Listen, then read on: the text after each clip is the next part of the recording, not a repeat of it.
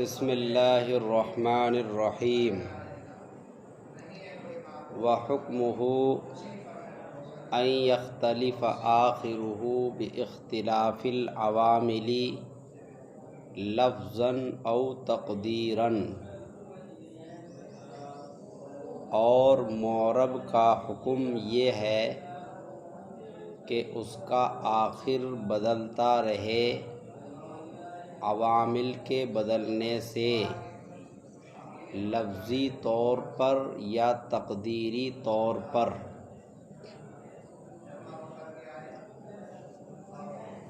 پہلے معرب کی مصنف نے تعریف کی، تعریف کرنے کے بعد یہاں سے علامہ ابن حاجب معرب کا حکم بیان کر رہے ہیں۔ معرب کا حکم یہ ہے کہ عامل کے بدلنے سے معرب کا آخر بدلتا رہتا ہے۔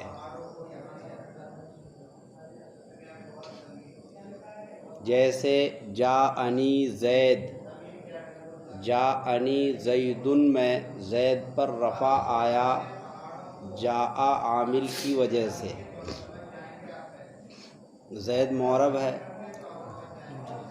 رأیت زیدن میں زید پر نصب آیا رأیت فعل کی وجہ سے، یہ بھی عامل ہے۔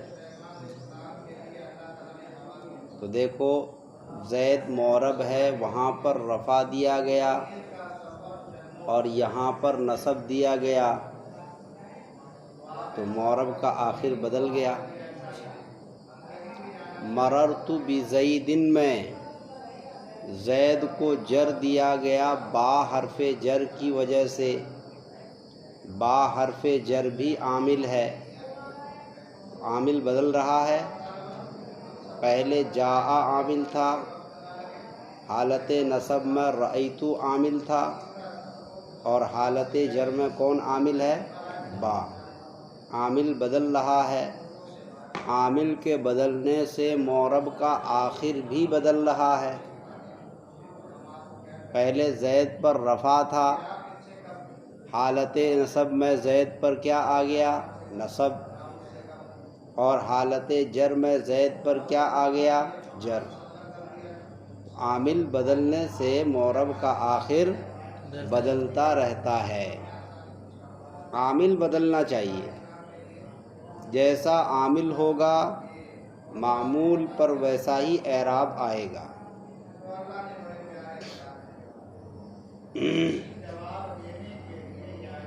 بدلنا دو طرح سے ہوتا ہے، کبھی لفظوں میں بدلتا ہے اور کبھی لفظوں میں بدلتا نہیں ہے۔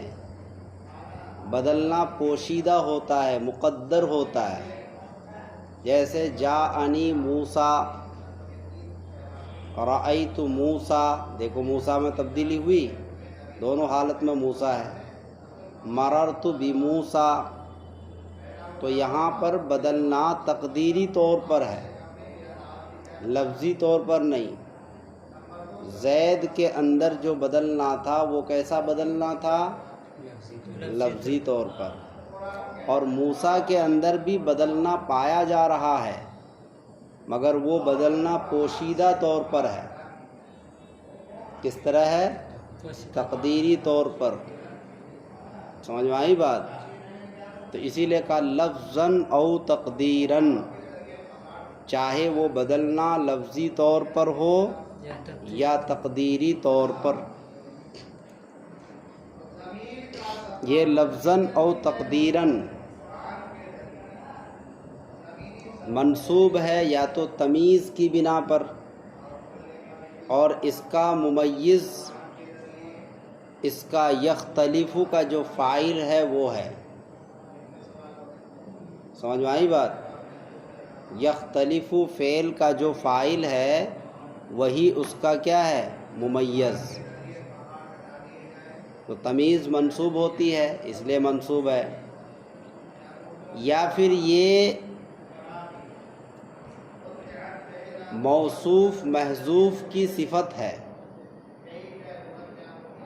موصوف محذوف کی صفت ہے اور وہ مفعول مطلق ہے، یعنی یہ منصوب ہے مفعول مطلق کی بنیاد پر، تو اس وقت اس سے پہلے یا تو موصوف نکالیں گے یا اس سے پہلے مضاف نکالیں گے۔ موصوف نکالیں گے تو عبارت ہو جائے گی اختلافاً ملفوظاً۔ سمجھ میں آئی بات؟ لفظ کو یعنی مصدر کو، یہ لفظ مصدر ہے، اس کو مفعول کے معنی میں لیا جائے گا، اختلافاً ملفوظاً کے معنی میں لیا جائے گا۔ تو اس سے پہلے لفظ اختلاف محذوف نکال دیا، اور اس سے پہلے مضاف بھی نکال سکتے ہیں۔ مضاف نکالیں گے تو عبارت ہو جائے گی اختلاف لفظ، اختلاف مضاف اور لفظ مضاف الیہ۔ اب مضاف مضاف الیہ سے مل کر یہ مفعول مطلق بن جائے گا یختلف فعل کا۔ سمجھ میں آئی بات؟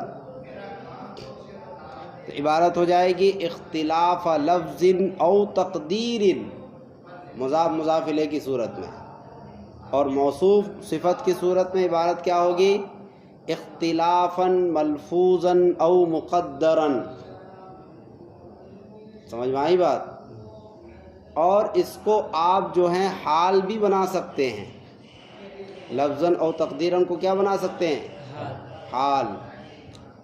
حال بنائیں گے تو اس وقت ترجمہ بدل جائے گا، یختلف یختلف آخرہ میں جو آخر فاعل ہے، سمجھ میں آئی بات؟ اس سے حال بنا لیں کہ اس کا آخر بدلتا ہے، حال یہ کہ اس کا آخر لفظی طور پر بدلے یا تقدیری طور پر، تو اس کو حال بھی بنا سکتے ہیں۔ سمجھ میں آئی بات؟ یہ تو معرب کا حکم بیان کر دیا۔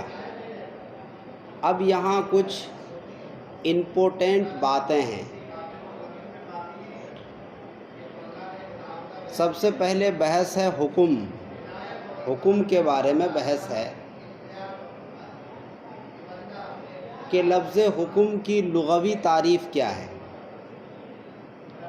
لفظ حکم کی لغوی تعریف ہے الاثر المرتب علیہ، وہ اثر جو اس پر مرتب ہو، الاثر المرتب علیہ، جی یہ حکم کی لغوی تعریف ہے۔ حکم کی اصطلاحی تعریف ہے نسبت امر الی امر آخر ایجابا او سلبا، نسبت امر الی امر آخر ایجابا او سلبا، ایک چیز کی نسبت کرنا دوسری چیز کی طرف، نسبت امر الی امر آخر، ایک چیز کی نسبت کرنا دوسری چیز کی طرف، خواہ ایجابی طور پر ہو یا سلبی طور پر۔ ایجاباً اور سلباً کا مطلب ہے خواہ مثبت طور پر ہو یا منفی طور پر۔ یہ ہے حکم کی اصطلاحی تعریف۔ سمجھ میں آئی بات؟ لغوی تعریف کیا ہو گئی؟ الاثر المرتب علیہ۔ اصطلاحی تعریف کیا ہوئی؟ نسبت امر الی امر آخر ایجابا او سلبا۔ آئی بات سمجھ میں؟ اس کے بعد آگے لفظ ہے العوامل۔ یختلف، اختلاف کے معنی آتا ہے بدلنا، اختلاف کرنا یعنی بدلنا۔ العوامل یہ جمع مکسر ہے، اور آپ کو پتہ ہے کہ جمع مکسر کا اطلاق 10 سے زائد پر ہوتا ہے۔ تو اس سے یہ پتہ چلا، معترض اعتراض کرتا ہے کہ العوامل کے جمع لانے سے یہ پتہ چل رہا ہے کہ جب بہت سارے عامل آئیں گے تب معرب کا آخر بدلے گا۔ جمع سے کیا پتہ چلا؟ جب بہت سارے عامل داخل ہوں گے تب جا کر کے معرب کا آخر بدلے گا۔ ایک عامل کے داخل ہونے سے معرب کا آخر نہیں بدلے گا، حالانکہ ایسا نہیں ہے۔ سمجھ میں آئی بات؟ بہت سارے عامل کے آنے کی ضرورت نہیں ہے، ایک ہی عامل سے معرب کا آخر کیا ہو جائے گا؟ بدل جائے گا۔ تو پھر جمع مکسر کیوں لائے؟ تو اس کا جواب یہ ہے کہ جمع مکسر تو لائے ہیں، مگر جمع مکسر پر الف لام داخل کر کے اس کی جمعیت کو باطل کر دیا گیا ہے۔ اس کی جمعیت کو کیونکہ جمع مکسر پر جب الف لام داخل ہو جائے تو اس کی جمعیت باطل ہو جاتی ہے۔ آئی بات سمجھ میں؟ جمع مکسر پر جب الف لام داخل ہو جائے تو اس کی جمعیت باطل ہو جاتی ہے۔ جب العوامل پر الف لام لے کر آ گئے تو جمعیت ختم ہو گئی، تو یہ العوامل العامل کے معنی میں ہو گیا۔ لہذا جب العامل کے معنی میں ہوا تو اب آپ کا اعتراض درست نہیں رہا کہ بہت سارے عامل آئیں گے تب معرب کا آخر بدلے گا، کیونکہ اس کی جمعیت ختم ہو گئی تو یہ مفرد کے حکم میں ہو گیا۔ تو معترض کہتا ہے کہ اگر ایسی بات تھی تو آپ پہلے ہی مفرد لے کر آ جاتے، آپ پہلے جمع لائے، پھر الف لام داخل کر کے اس جمع کو آپ نے باطل کیا، تو یہ سب توڑ پھوڑ کرنے کی ضرورت کیا تھی؟ آپ پہلے ہی واحد مفرد لے کر آ جاتے، جمع نہ لاتے۔ تو اس کا جواب دیا کہ دیکھو، جمع لانے کا مقصد ہے، جمع اس لیے لائے تاکہ یہ بتلایا جائے طلباء کو، یہ میسج اور پیغام دیا جائے کہ عوامل بہت سارے ہیں۔ جمع لا کر کیا بتلایا؟ جیسے پیچھے بتایا تھا خواص جمع لائے تھے، کیوں؟ تاکہ یہ بتلایا جائے کہ خاص سے بہت سارے ہیں۔ ایسے ہی یہاں بھی جمع لائے یہ بتلانے کے لیے تاکہ طلباء کو یہ پتہ چلے کہ عوامل بہت ہیں۔ پھر اس کی جمعیت کو باطل کر کے یہ میسج دینے کی کوشش کی گئی کہ ایک عامل کے داخل ہونے سے معرب کا آخر بدل جائے گا، 2 کی ضرورت نہیں، 3 کی ضرورت نہیں۔ جاءنی زیدن میں ایک ہی عامل ہے جاء، اور اس کی وجہ سے زید پر کیا آ گیا؟ رفع۔ سمجھ میں آ گئی بات؟ اس کے بعد معترض کہتا ہے کہ ہم آپ کے سامنے ایسی مثال پیش کرتے ہیں جس میں معرب کا آخر نہیں بدلا ہے۔ مثال ہے جاءنی زید، رأیت زیدا، مررت بزید۔ اس میں زید ہر جگہ زید ہی ہے، زید ہر جگہ پر کیا ہے؟ زید ہی ہے، زید میں کوئی تبدیلی نہیں ہوئی۔ تو آپ نے تو کہا تھا کہ معرب کا آخر بدلے گا، تو یہاں دیکھ رہے ہیں تینوں حالت میں زید زید ہی ہے، زید بدل ہی نہیں رہا۔ سمجھ میں آئی بات؟ تو اس کا جواب یہ ہے کہ اختلاف کی 2 قسمیں ہیں، اختلاف ذاتی اور اختلاف وصفی۔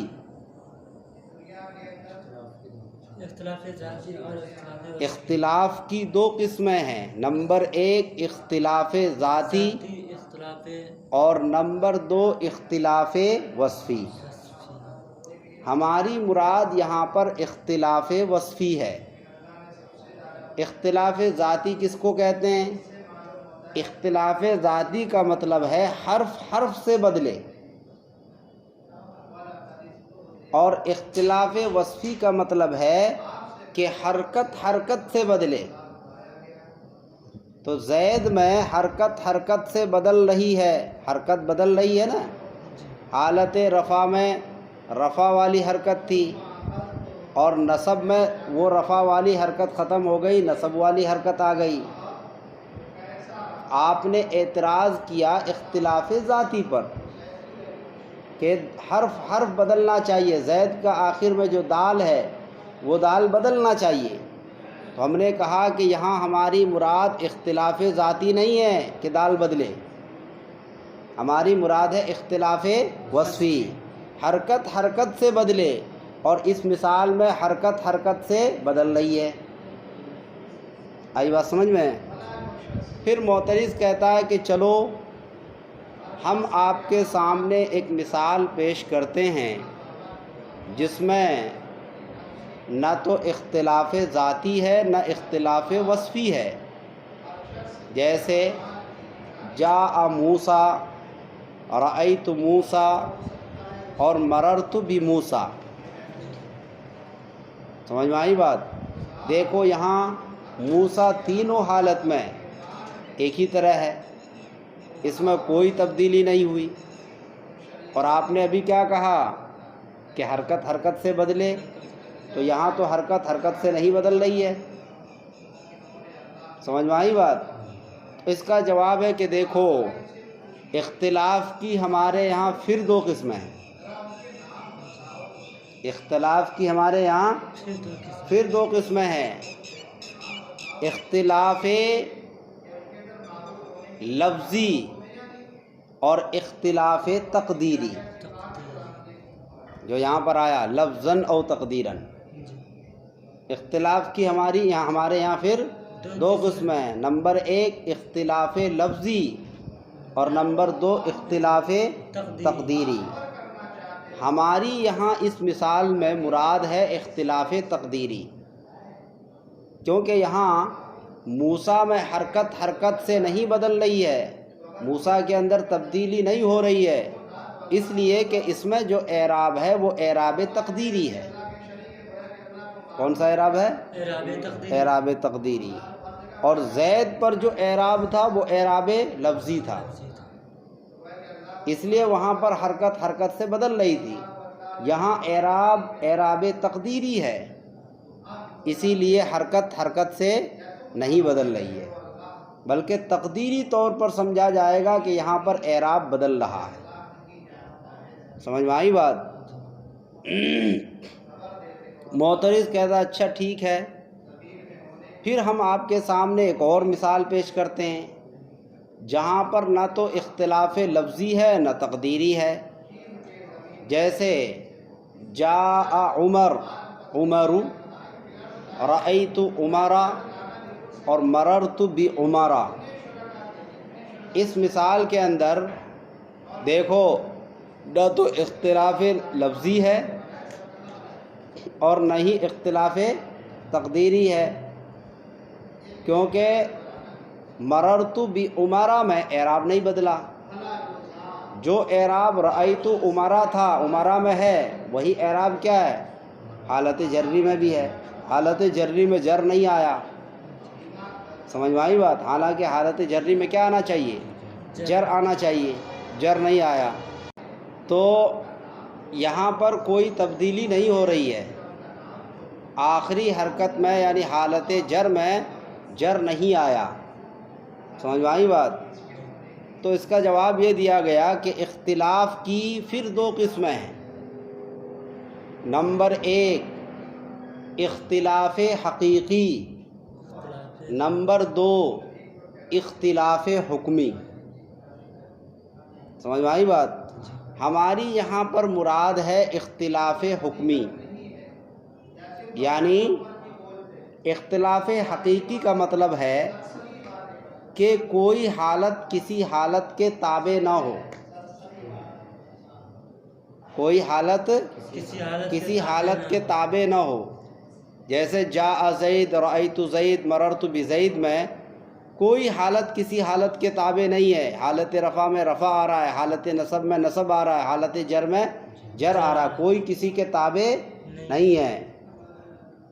اور اختلاف کیا کہتے ہیں حقیقی حکمی کا مطلب ہے کہ کوئی حالت کسی حالت کے تابع ہو. سمجھ میں آئی بات؟ بعض حالت کے تابع ہو جائے. تو یہاں ہماری مراد ہے اختلاف حکمی. اور مررت بعمرا میں عمر پر جو جر نہیں آیا اس وجہ سے نہیں آیا کہ یہاں حالت جری حالت نصبی کے تابع ہے. یہاں حالت جری حالت نصبی کے تابع ہے. سمجھ میں آئی بات؟ لہذا جو حالت نصبی کا اعراب ہوگا وہی اس کا ہوگا. اور یہ سمجھا جائے گا کہ حکماً یہ مجرور ہے، حکماً یہ، ورنہ اصلاً تو اس پر جر ہی آنا چاہیے، لیکن جر کیوں نہیں آیا؟ چونکہ عمر غیر منصرف ہے، اور غیر منصرف پر کسرہ اور تنوین داخل نہیں ہوتی، تو یہاں کسرہ نہیں دے سکتے. جب کسرہ نہیں دے سکتے تو انہوں نے کیا دے دیا؟ انہوں نے نصب دے دیا. تو یہ حقیقتاً منصوب نہیں ہے، بلکہ حکماً یہ کیا ہے؟ مجرور ہے. اور نصب آنے کی وجہ چونکہ یہ غیر منصرف ہے، غیر منصرف پر کسرہ نہیں آتا، اسی وجہ سے کسرہ نہیں آیا. آئی بات سمجھ میں؟ تو اب ہماری بحث جو ہے تام ہو گئی. معرب کا آخر بدلنے کے لیے 3 چیزوں کا ہونا ضروری ہے. معرب کا آخر کب بدلے گا؟ جب 3 چیزیں پائی جائیں. نمبر 1 عامل ہو، نمبر 2 معنی مقتضی للاعراب ہو، اور نمبر 3 اعراب ہو.